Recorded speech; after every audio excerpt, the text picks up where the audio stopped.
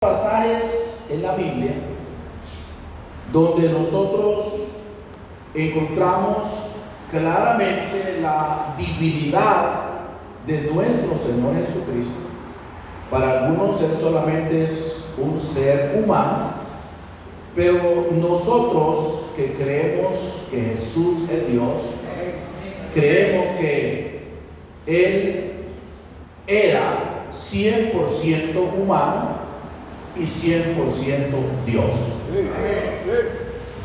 Y hay versículos que la Biblia claramente especifica que Jesús es Dios.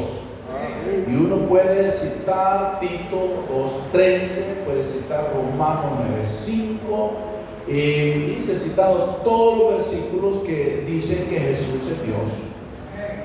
Pero además de los versículos que dicen que Jesús es Dios, hay pasajes en la Biblia que al analizarlos detenidamente, entendemos la divinidad de Jesucristo por medio de ellos. Dice, no exactamente los versículos que ya conocemos de memoria, sino que hay pasajes que hay que analizarlos un poco más, con un poco más de tiempo, y descubrir que el Señor Jesucristo no era ni es cualquier cosa. Esta escritura es una de ellas, donde solo voy a citar tres cosas importantes en ella, porque quiero pasarme a otro pasaje bíblico. Son tres escrituras las que vamos a leer hoy. Note, hermanos, que le quitó la vida a la higuera. En la versión que leí, que es la Nueva Traducción Viviente, dice: la higuera murió. Entonces, ¿cómo es que Jesús tiene ese poder para quitarle la vida a una planta? Y dice que no permitió que la tierra le diera más vegetación, hasta el grado que un día anterior el Señor la maldijo. Y una noche de tiempo, un día después, los discípulos le dijeron: mira, Señor, la higuera que maldijiste se ha secado. Nueva Traducción Viviente, se ha muerto. Solamente un día después. Y lo más tremendo es que la Biblia dice que se secó desde las raíces. Es fácil, hermano, que uno pueda secar una planta con algún líquido que de repente usted quería matar, los zompopos quería matar. Ya me pasó a mí, le pasó a mi esposa. Yo fui a fumigar otro porque andaba zompopos, y el siguiente día mi esposa: ¿qué pasaría? A saber, ¿qué pasó? ¿Ah? ¿Se la sequé? Eso es fácil para un humano. Sin embargo, el Señor secó esta planta desde las raíces. Desde las raíces. Eso significa, hermanos, el poder sobrenatural que nuestro Señor Jesucristo tiene. Porque Él no solamente es humano, Él es Dios sobre todas las cosas, bendito por los siglos de los siglos. Pero hay otro pasaje que también quiero que lo estudiemos, porque quiero ir así un poco rápido, y es la pesca milagrosa. Así se titula en la versión 60, la pesca milagrosa, y está en Lucas capítulo 5, versículo 1 al verso 5. Esta escritura también es muy importante. Dice así la palabra de Dios. Y esto, cuando usted llegue a su casa, vuelva a estudiarlo, vuelva a leerlo, vuelva a analizarlo. Dice la palabra de Dios: aconteció que estando Jesús junto al lago de Genezaret, el gentío se agolpaba sobre él para oír la palabra de Dios. y vio dos barcas que estaban cerca de la orilla del lago, y los pescadores, habiendo descendido de ellas, lavaban su red. Es decir, ya habían terminado su faena, su día de trabajo, su noche de trabajo, y entrando en una de aquellas barcas, la cual era de Simón, le rogó que la apartase de tierra un poco, y sentándose enseñaba desde la barca a la multitud. Ese es nuestro Señor Jesucristo. Alguien predicó en una ocasión un tema, o yo no me acuerdo si yo lo prediqué: presta tu barca para una bendición. Es un buen tema. Entonces, hermanos, dice la palabra, continúa: cuando terminó de hablar, dijo a Simón: ponga mar adentro y echad vuestras redes para pescar. Respondió Simón, le dijo: maestro, toda la noche hemos estado trabajando y nada hemos pescado, mas en tu palabra echaré la red. Y habiéndolo hecho, esto es el milagro, encerraron gran cantidad de peces y su red se rompía. Tremendo, hermanos. Toda la noche habían trabajado. No dice habían pescado, sino que habían trabajado, pero un sacrificio en vano. Pues cuando Dios, hermano, no quiere hacer nada, no lo hace, aunque uno haga todo lo que puede. Pero cuando Dios quiere hacer algo, hermano, para Él no hay nada imposible.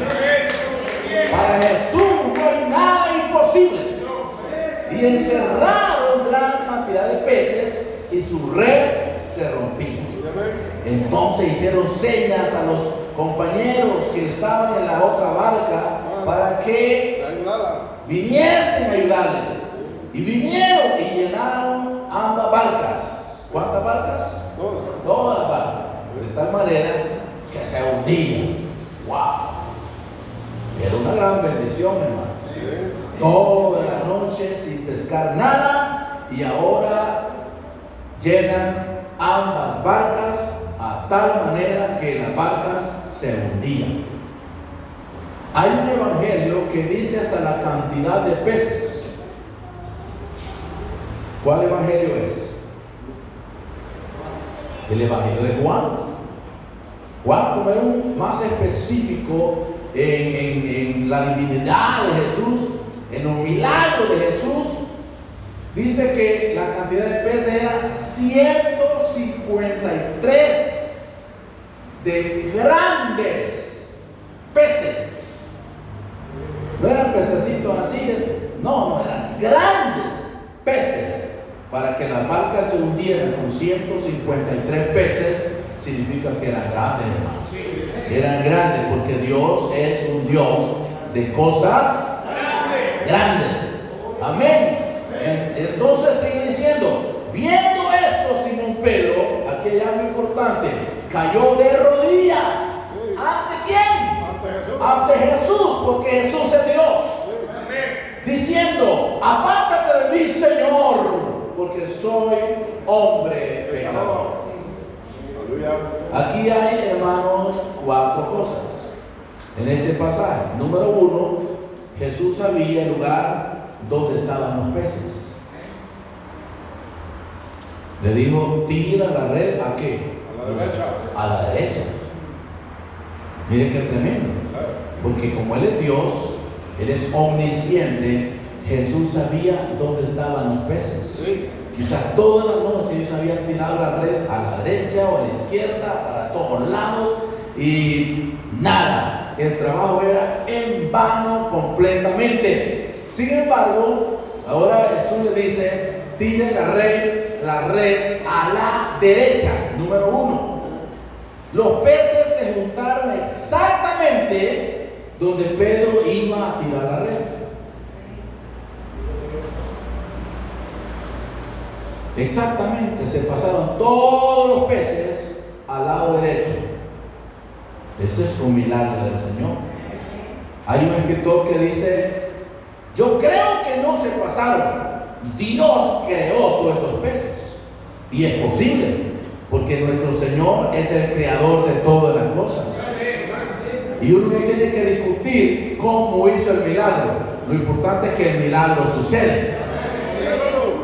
Al Señor en una ocasión, cuando sanó al ciego le preguntaba: ¿y cómo fue? ¿Qué fue lo que te hizo? Y no, ese hombre es pecador. ¿Cómo fue eso? Dinos. Y él dijo: si es pecador, yo no lo sé. Una cosa sé, que yo era ciego y ahora veo. Yo era ciego y ahora veo. Y uno puede discutir los milagros de Dios. ¿Y cómo fue eso? Y no, ¡qué barbaridad! No creo eso. Hermano, cuando Dios obra de la mejor manera, un poder sobrenatural.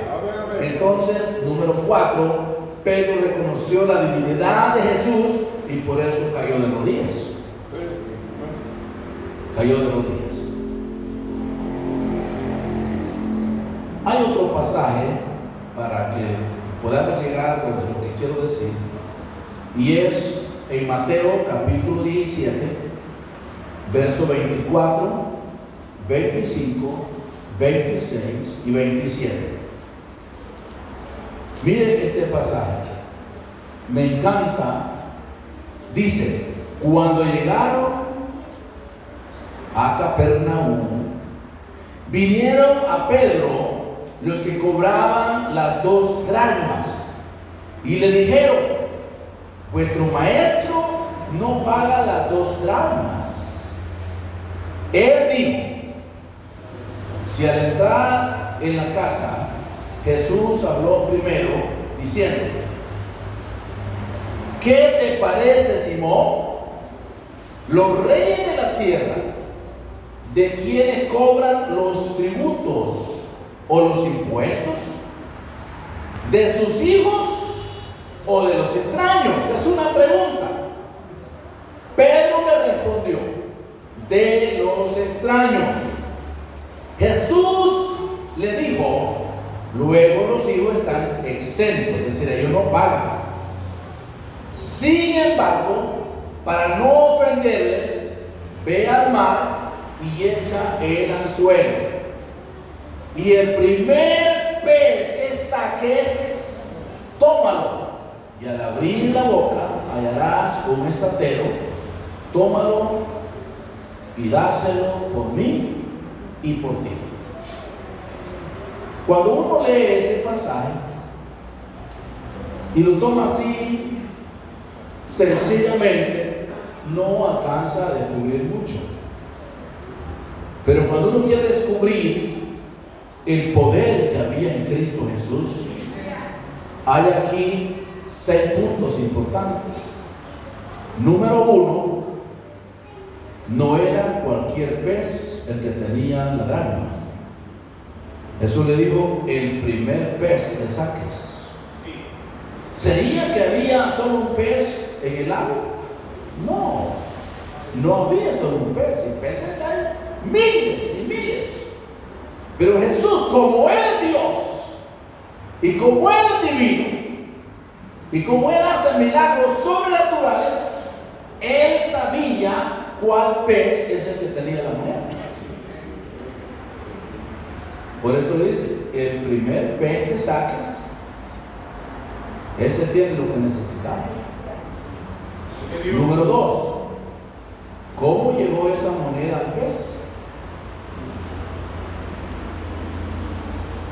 Sin ninguna duda, alguien la perdió. Alguien la perdió. Número 3, quien la perdió nunca se imaginó que Jesucristo tenía un milagro especial por medio de esa moneda.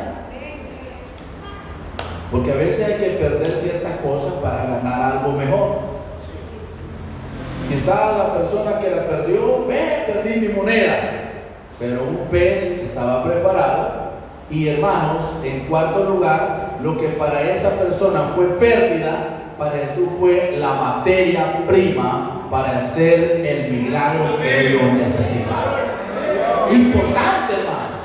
interesante, ¿no? Era algo sencillo, algo que pues no, para mucha gente quizás no tenía mucho valor, pero fue la materia prima del milagro de provisión, donde Dios iba a manifestar su gloria por medio de ese milagro. Número 5.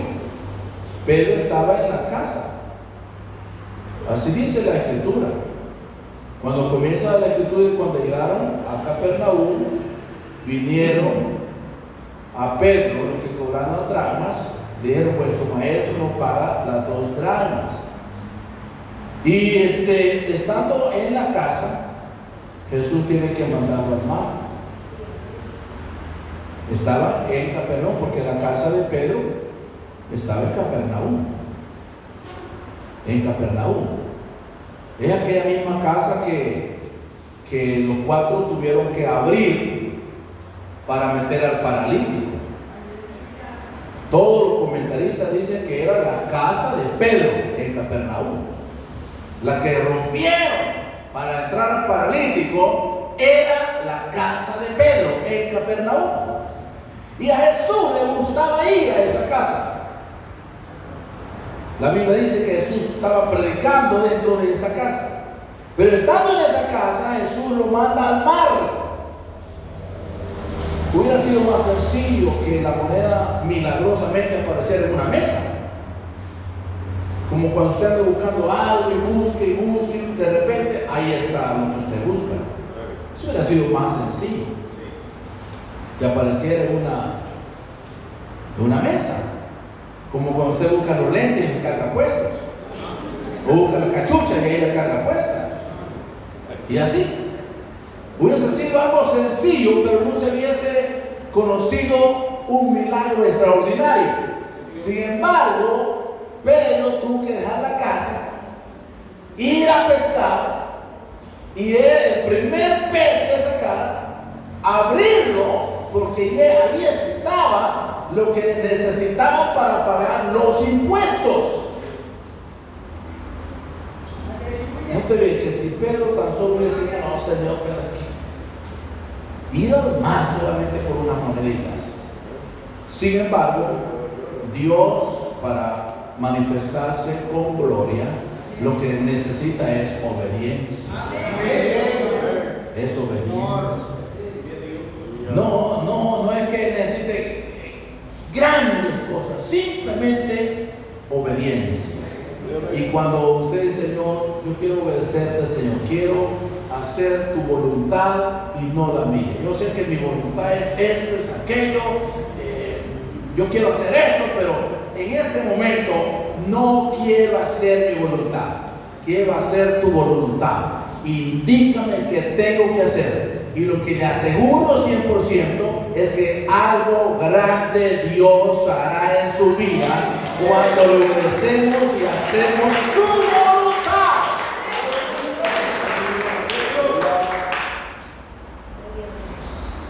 Para terminar, hay 4 cosas. Número 1, en este milagro podemos ver la omnisciencia de Jesucristo. Omnisciencia. ¿Qué es la omnisciencia? Que el Señor todo lo conoce. Es uno de los atributos naturales de nuestro Señor Jesucristo. Hay atributos morales que todos podemos tener, pero los atributos naturales solamente pertenecen a nuestro Señor Jesucristo. Cuando uno dice Jesucristo es omnipotente, está diciendo Él todo lo puede. Los seres humanos estamos limitados a lo que Dios puede hacer, pero para el Señor nada hay imposible, porque es omnipotente. Cuando es omnisciente es que Él todo lo sabe, todo lo conoce. Número 2, que la provisión de Dios se manifiesta en los momentos de necesidad. Yo siempre he dicho, para que Dios haga un milagro de provisión, estar pasando por un momento de escasez. Queremos un milagro de provisión, hay que tener una dificultad económica. En ese momento no necesita, usted tiene hambre, no es un milagro de sanidad. Si usted no está enfermo, usted tiene hambre. Cada milagro que sucede va de acuerdo a la necesidad. Si no hubieran enfermos, no conoceríamos un Señor que sana. Si no hubieran peligro, no conociéramos que Dios protege. Si no hubiera hambre o necesidad, no conoceríamos que Dios provee. Entonces, cada necesidad, Dios tiene un milagro especial para nosotros. Pero aquí, hermanos, el milagro era una necesidad. Tenían que pagar sus impuestos y no tenían nada. No tenían nada, porque ellos no estaban cargando billetes de a 20, de a 5, de a 10, nada.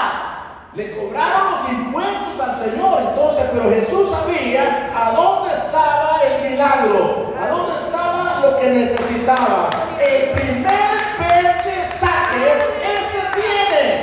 Ábrelo. Eso es fe. La provisión de Dios, hermanos, siempre se mueve cuando hay necesidad. Y a veces, como dijo el pensador, carguemos, corazones no sabemos. O carguemos, carteras no sabemos. Y como uno no puede venir, hoy vengo triste, hoy voy a llorar, porque no trae por los frenados, porque se hace disciplinado cuando suele guacar enfrente. Y a mí puede ser que quiera dar, pero si no tiene, ¿qué va a hacer? Dios conoce cada necesidad. No es que somos tacaños, sino que cuando podemos lo hacemos. Y lo hacemos con gusto, lo hacemos con honor, lo hacemos felices. Pero cuando podemos lo hacemos, y cuando no podemos, nadie va a ir a la cárcel por eso. Gracias a Señor, aunque estemos en el reino. Número 3. Podemos conocer a Jesús como el creador de todas las cosas. ¿Quién creó los peces? Fue Jesús. Que la Biblia dice que el mundo estaba y el mundo por él fue hecho. El mundo no le conoció. A lo suyo vino y los suyos no le recibieron. Mas a todos los que le recibieron, a los que creen en su nombre, les da potestad de ser hechos hijos de Dios. Entonces, hermanos, podemos reconocer a Jesús como el creador de todas las cosas al estudiar estos 3 milagros, los 3 pasajes. ¿Cuál es el primer pasaje?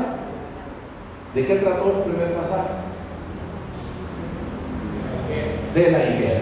Gracias, Manuel. ¿De qué trató el segundo? De la pesca milagrosa. ¿Y de qué trata el tercero? De la dracma que estaba dentro del pez. Y no en todos los peces, no todos los peces cargaban una dracma adentro. No era cosa de la garduña. El primer pez que saques, ese es el que tiene el milagro. Y por último, la importancia de obedecer la palabra de Dios. En los 3 casos se trata de obediencia. Pedro tuvo que ir al mar, dejar la casa y sacar el pez, abrir el pez, sacar la moneda y pagar sus impuestos, tal como el Señor dijo.